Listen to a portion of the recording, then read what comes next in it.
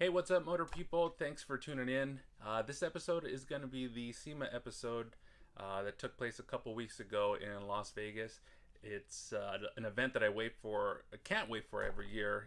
It's always a good time to head out back to Vegas and see a lot of customized cars, a lot of new products that are available.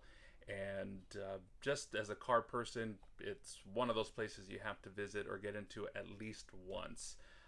This year I did notice that security was extremely beefed up, but unfortunately this did take place about 30 days from the Las Vegas shooting event. So security was tighter than I've ever seen it before. It felt like you were going into an airport when you're just trying to get in and out of the buildings. But again, it's all in a matter of safety. So that part was really different this year, being out there. But let's go ahead and take you out to Las Vegas and show you what cool stuff we saw out there. So welcome to Las Vegas, Nevada, and the home of the SEMA Show. This is the Las Vegas Convention Center where SEMA is held every year. Now, the show brings people from all over the world to come here and try to sell their products or connect with a bigger name, or even sell something as simple as wires and bolts to big manufacturers. So here is my favorite hall, which is full of all the detailing products and car repair stuff. Again, you can see all the booths that you walk by, everything from lifts to clothing to tool storage. I mean, everything is here. There's live demonstrations, pinstriping, as this guy is doing here. Again, it's a dying art that no one's really doing as much now, but you know, you do need a steady hand for it. So again, since we are in the detailing center, as you can see, they're doing a bunch of demonstrations with all kinds of detailing products. I mean, you can literally find rows and rows of just polishes or polishers, and it's really cool to look at all this stuff. Now, from Chemical Guys, these are $2,300 or $2,500 waxes that you can put on your car. Yes, these are real, and yes, you can purchase them from their website. So if you got the money, add that to your Honda Civic. So again, the SEMA Show has everything you can think of, from nitrous kits all the way to wiring kits to lifts and anything you can possibly think of that you would need for a car. It's gonna be here. So you can really get lost just looking at all this stuff and hoping that they have something that you need for your car. So like this really cool jack that can lift the car up in a matter of seconds. Fell in love with that, but a little up there for the price. This is actually the one that I would really want to add to my tool case, is the quick jack. I made sure to shake the car, and the Mustang wasn't going anywhere, so that's really important, obviously, if you're working underneath there. But it did live up to all the hype, and now it's just a matter of getting one. So this is the Ford out front booth. As you can see, the Raptor's doing its thing out there, along with all the Ford Focus RS's drifting. As you'll see in a little bit, they have the drift sticks installed in there, so you can see what this is. But just take a listen to these FactoryFive Mustangs. Cobra.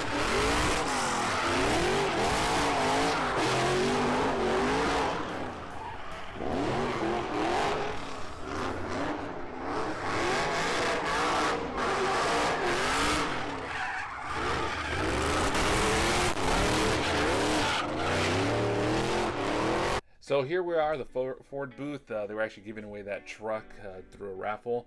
But again, this is just Ford's booth alone, and all the customized cars that different independent shops bid on to hopefully get a chance to display their car there and what you can turn the car into.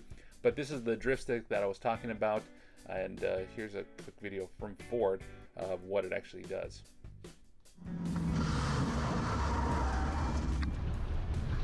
So you can see it actually locks up the back tires. But the really cool part about it is that it's all plug and play. You don't need to run any hydraulic lines for this, and it's still under the factory warranty. So you just pop out the old placeholder that's there, which in the car right now, it's just flat. There's nothing there.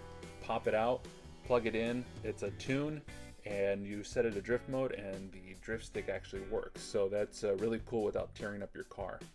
And because we just saw Ken Block was doing that video, and this is the Mustang from the latest video where he did Pikes Peak.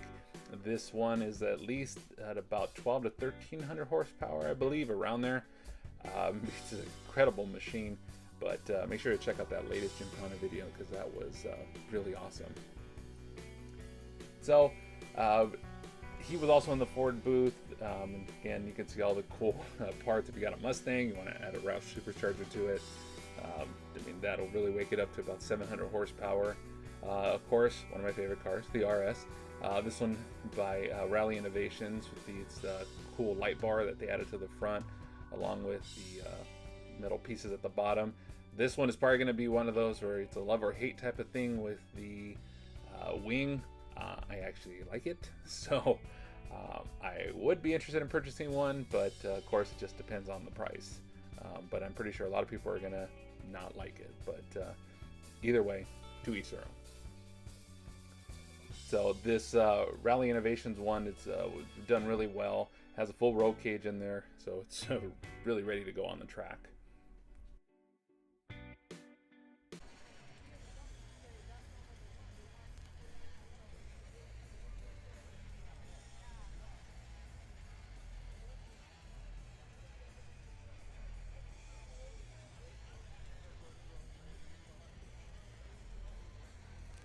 So this color is off of R34.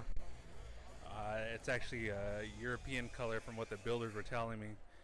It actually changes about 4 different colors when you kind of look at it from the top to the bottom, from copper to purple to kind of a flat purple. Just gorgeous color. It's cool, and it sucks since we never got an option like that over here, but the front is actually riveted in, but the rear part of the car is actually molded together, as you can see here.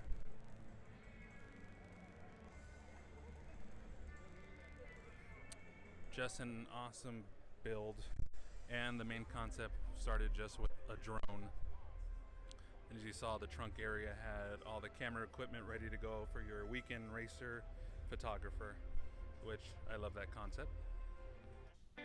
So that company also built this Hyundai as well. So they had 2 cars displayed there, which is again, any exposure like that for a small company is always great.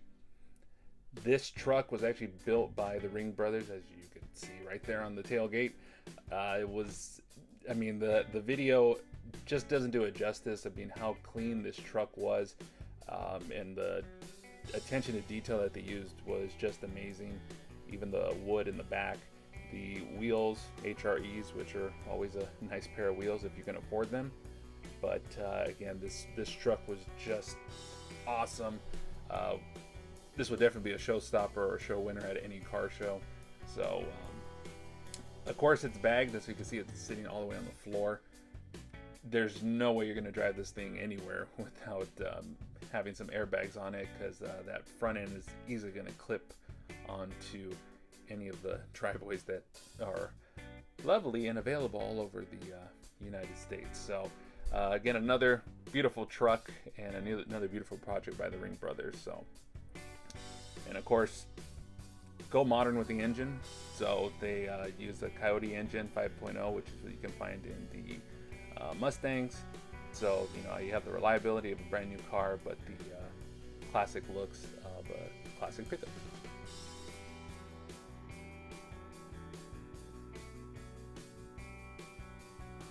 Now the wheels for this one just stopped me in my place. This is a custom 30s Roadster Ford with these gorgeous copper wheels. I was seriously trying to size them up, see if they fit on the RS. These are really cool, but I mean, again, just the clean lines and the attention to detail in this car is just amazing. This is another one I would not want to take outside because of just how beautiful it was, but again, what's the point of owning a car if you can't take it outside? So it was an awesome job. In the House of Colors booth, they're all about their color, of course. This little, well, I guess it was a tow truck, but it's a little drag car or drag truck. It was really cool. Don't think you really pull much with it, but it's really just more for show, of course. But it did have a pretty big engine on the back end, so I know it can actually move. This Ford Mustang, this was actually the Shelby GT350. This has all real carbon fiber, and all the metal has been replaced. So I believe it drops it down like a good 300 pounds or so. So if you're really into weight savings and you have a very deep pocketbook to switch all your metal over to carbon fiber, this is one way to do it. Now, speaking of carbon fiber, Saibon, that's the company that I bought the hood for the RS. They make excellent products. This is their brand new Civic Type R, and the carbon fiber just really set this car off. The hood just really pops. Of course, I'm a fan of the white with the carbon fiber add-ons. I mean, it makes a great looking car. If I had a Civic Type R, I would definitely want to add some of these carbon fiber pieces on there because it does make a big difference. But you know, if you can get one under sticker, of course, because that's always the hardest part about these brand new sport compacts. Now from Hennessy, they had their brand new Hypercar out there. Just a gorgeous, sleek machine. I believe this one's in the $1 million range at least. Of course, with all these fancy companies going for all these hypercar mile per hour, you know, championships, but you know, all bragging rights. But I would honestly take this one over it, since we never got the joy of actually having the option to buy this car here, which was the 90s Cosworth Escort. This one's from Ken Block, and it's going to be used in, I believe, his next Gymkhana, also with his stage rallies he plans to do in 2018. So we move over to FactoryFive. If you've ever wanted a classic Cobra Coupe, 30s Roadster, of course, since for copyright reasons, that's not what these cars are, but these are awesome replicas. They sell the kits for the whole body, and you just have to supply the engine, drivetrain, but you still get the classic body with it. Now, this one is something new. It's actually a little race car that uses the internals and drivetrain from a WRX. And as you can see, this thing weighs practically nothing, and there's a WRX gauges in there. So I don't know if this one did have the actual drivetrain in there, if it was just rear wheel drive, but I can't imagine having an all-wheel drive WRX with I believe this one's only about like 2,000 pounds or so. So great little kit car if you can if you're looking for one. They have everything there, from customized Toyota Camrys to the new Toyota I think it's a CRH, something like that. This one, of course, completely customized. This is actually one of their race cars. When I saw this car originally on the street for the first time, CHR, it really caught my attention. I mean, of course, it's just a simple little 4-cylinder car. It's not really that fast, but the body lines are really what caught my attention to think like if you were to customize it, almost like this one was, it can make a pretty interesting looking car, something different. We also got ourselves our classic Datsuns as well.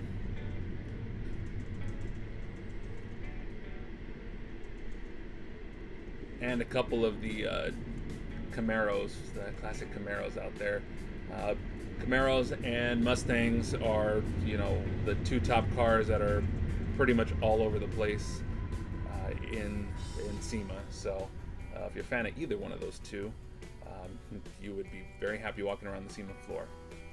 So as you can tell here, because even with these, some of the paint jobs on these cars are just amazing.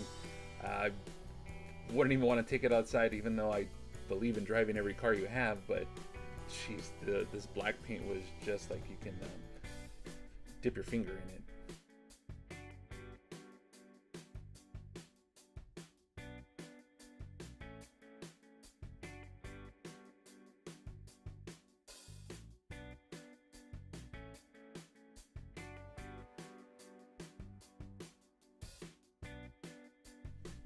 One of my favorite things is now everybody's doing the crate motors, and it just goes to show you some of the cool options that Chevrolet, Ford, Dodge, that they have that you can just put into some of these classic cars, so you still get the reliability of the modern technology, the gas mileage. Not that you really care if you're a muscle car type of guy, but you know, adding in air conditioning, which is always nice, especially in California.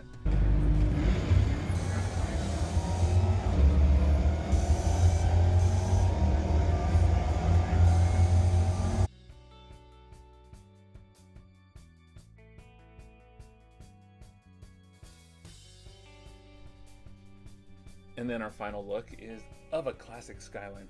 Love these cars. Well, as you're seeing a trend, I love all the cars, but again, finding these things is pretty hard, especially in the United States. But again, if you have never been to SEMA, it's an awesome trip. If you know anybody in the industry that you know displays there, they'd be able to get you in. Of course, behave. But I think all the walking will tire you right out. Again, it's in beautiful Las Vegas. Love hanging out there. If you end up going to Vegas at any time just for fun, stop by Gordon Ramsay's fish and chips place. It's awesome. Barely ate it on a trip before that, so I had to go back, and it was worth it again. And they have some sort of strawberry ale. Smells great, tastes great, so use that as well. Again, if you try to go to that one, it's next to the Flamingo. Just look for that big Ferris wheel. But again, that was SEMA 2017. I hope you guys liked the little quick tour of it. You know, if there's anything else that maybe for next year you want to see, if we can get accepted again, because it's not a guarantee every year that you make it out there. So if there was something else you wanted to see or more detail, hey, just hit us up or hit me up and ask away. You can do it in the comment section. You can do it on Instagram or Facebook as well. So whatever, it makes it easier for you to reach out. But check out our second video. It was these are a little bit late just because I had to be back to back right after I left SEMA.